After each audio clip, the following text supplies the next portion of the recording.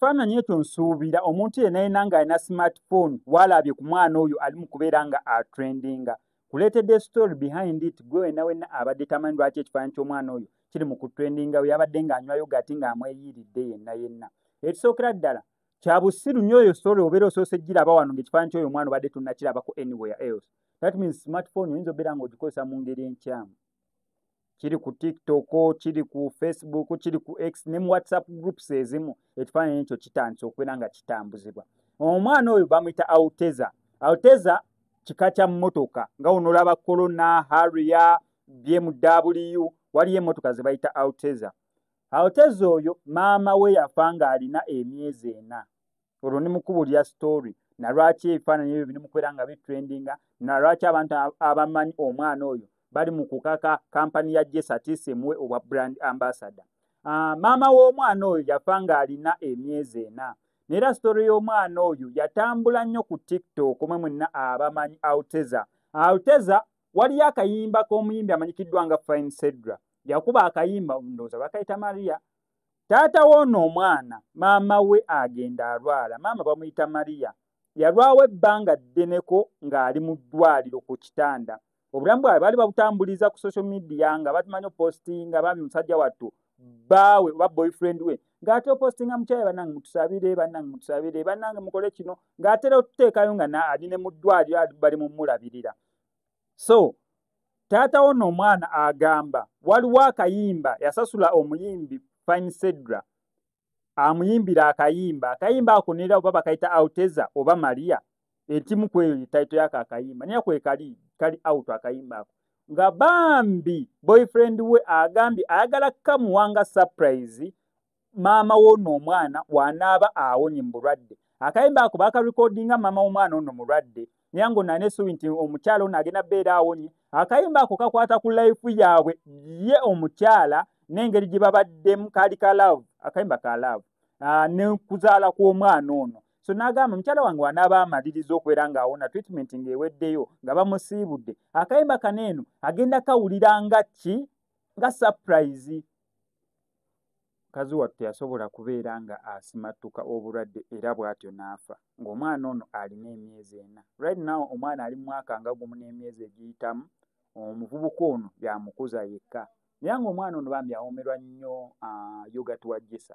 Neera ogenda ku TikTok account ye ya Alteza Blessing osobola okulaba nti content bamukola nnyo ng'ali mu kunywa kiyoga kimuwoomera kubanga taata agamba nti engeri y'omwana ono gye yali akyayonka maama afudde yafuna alternative either omwana ono muwa amata afeedingire ku bottle ebyamata oba siki omufunire alternative endala. Ndowooza bamuwanga amata ng'anywawo kati mwe yamugezesaako ku yogati n'alaba ng'amwagala nnyo paka kati anywa yogati wa Jessa amwomera nnyo. Ebika byonna teyeesosola mu kika bw'oba njagala strawberry oba biki nedda ebika byonna ye abiwuuta buba. Ensonga lwaki abantu bavuddeyo nnyo okubeera nga bagamba nti at least kampani ya Jessa weobeera olabyeko ku kifaananyi kino abaana bakikozeemu cartoon abaana bakikozeemu animation za billboard abaana bakitambuza buli wamu at least omwana ono obwa brand ambassador besides okubeera nti omwana ono alina sad story emabega we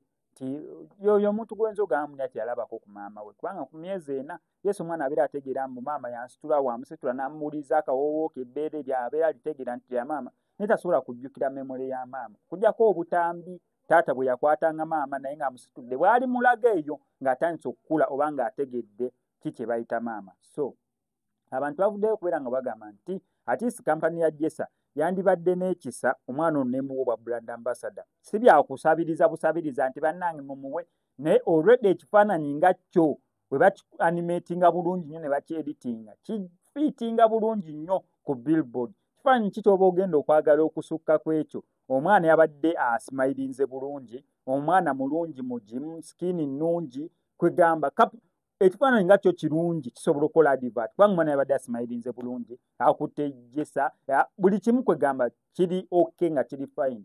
Kati abantu bagamba lwaki omwana ono temumuwa obwa brand ambassador n'asobola okukola ki okubeera nga naye afuniramu awo kubanga anywedde yogati wammwe ekisookera ddala abasupporting kubanga alina emyezi 4.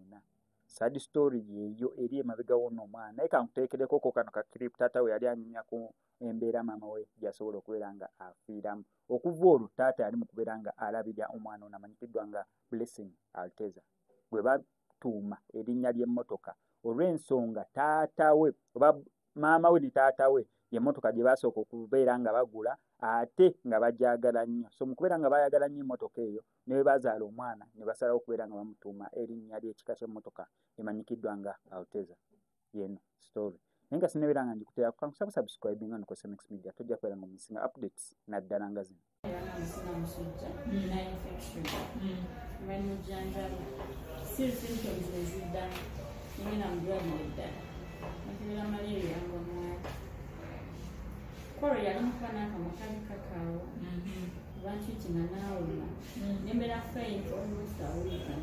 Mu masekkati g'ekiro embeera ya Maria yatabuka nga bamaze omusindika mu waadi gy'alina okugenda.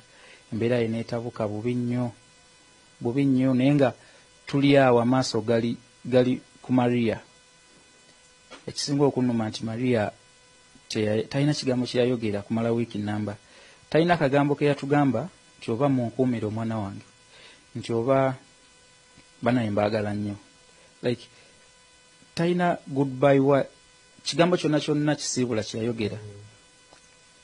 Kye kisinga okuluma nti nze ne Maria saategeera state ki gye twalimu akaseera ke yafiiramu. Kinnuma era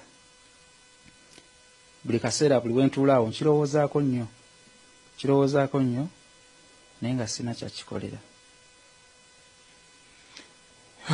Kati mu mbeera eno Maria nga awummudde olina baby obugumu osinga kujja wakubanga psychologically buli omu afuna engeri gye yeegumyamu naye gwe obuvumu n'obugumu obujja kuki ogamba nti kati kambeerewo kandabe nga ntambuza obulamu wa ojja obuvumu essaawa zino ki ekikuzzaamu amaanyi?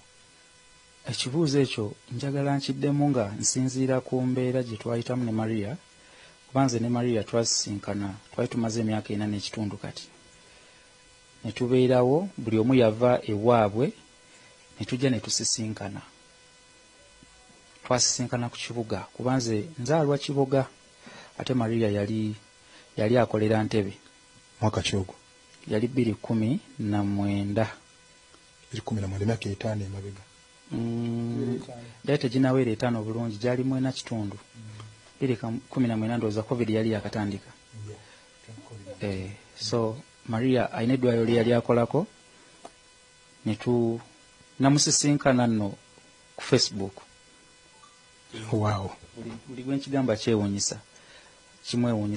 Ne twogera mboozi neegenda mu maaso. So lumu ne tukeera ku makya tusisinkaneko twerabeko. Bwe twasisinkana ne tubaako bye twayogera ne tugenda mu maaso. Obulamu ne butandika. So buli omu n'addukayo ewaabwe.